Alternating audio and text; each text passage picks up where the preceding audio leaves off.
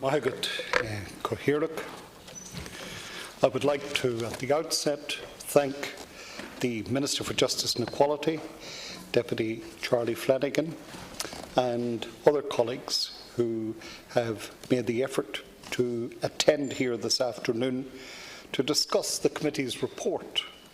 on the wards of court that we, the committee, published last year. As I stated in my preface to the report, the wards of court system has played a vitally important role in allowing the courts to make decisions regarding the protection of persons and their property when they are unable to look after their own affairs. As of 2015, there were in the region of 2,700 wards of court, with funds valued at over €1 billion. Wards and their families rely heavily on the wards of court system and the expertise within the court service to invest these funds wisely. During the financial crisis, decisions taken by courts service managers led to a significant downturn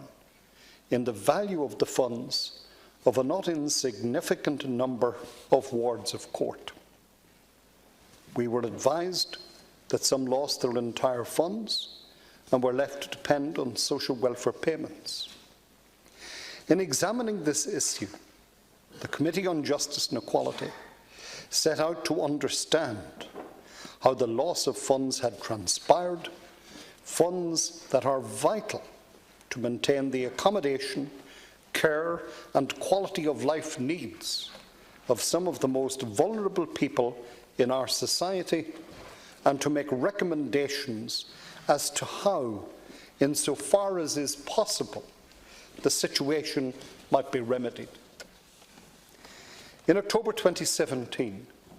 the committee engaged with both the Justice for Wards group and with representatives of the court service, as well as officials from the Department of Justice and Equality. The hearing gave rise to highly conflicting evidence regarding the effective management of the funds of the wards of court. Having considered the evidence presented, the committee was and remains strongly of the view that the cases identified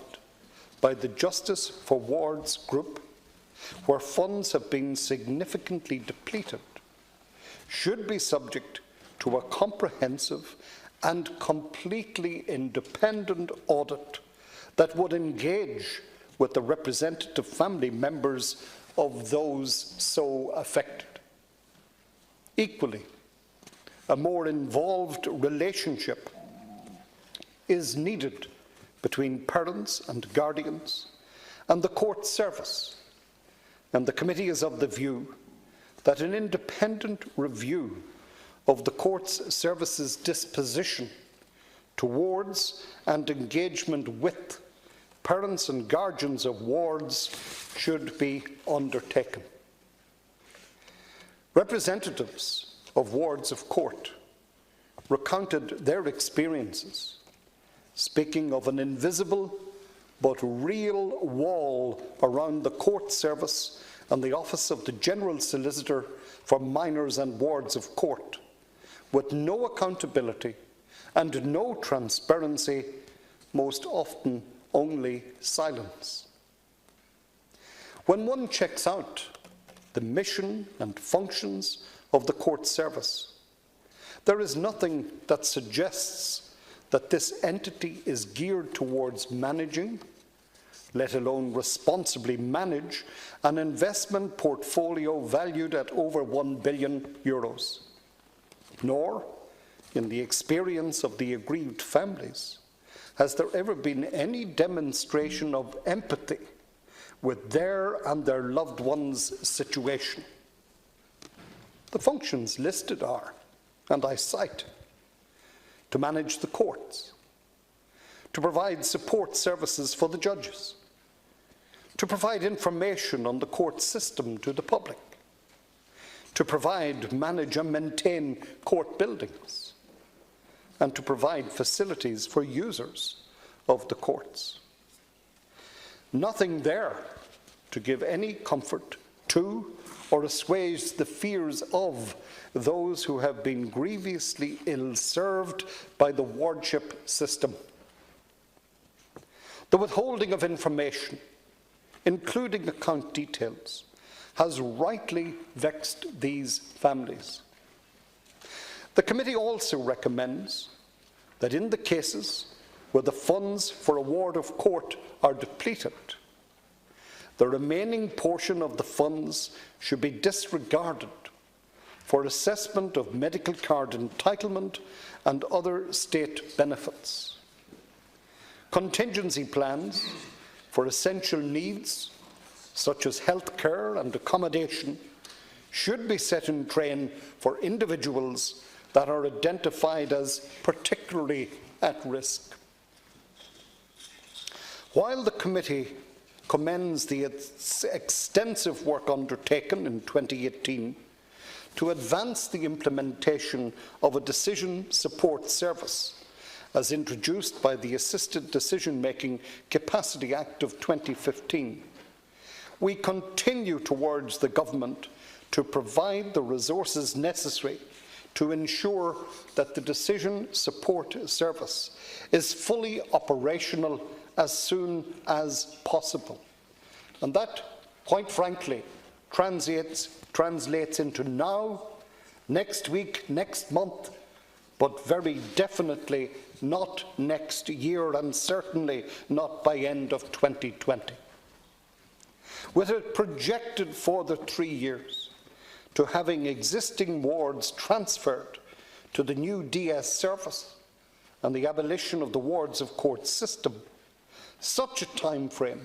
is wholly unacceptable to the cohort of largely aged and ageing family members who are very understandably anxious over the certainty of their loved ones' care and future. Finally, the committee, subject to the view of the Attorney General that it is legally and constitutionally permissible, recommends that the Comptroller and Auditor General Amendment Act of 1993 be amended so that the investment funds for wards of court can be audited by the CNAG. In conclusion, I would like to express my sincere gratitude to all those who contributed to the preparation of this report, the witnesses who attended our public hearings, including very especially the representatives of Justice for Wards, ably led by Mary Farrell, who with others I understand are in the visitors' gallery this afternoon, the members of the Joint Committee who worked over the period with me in relation to the hearings, the discussion on the report and the adoption of the recommendations, and the staff of the committee secretariat and library and research service. I would urge the Minister for Justice and Equality and his government colleagues to give this report their detailed consideration and to provide with due haste a time frame for the implementation of the recommendations therein. Caoimhghín.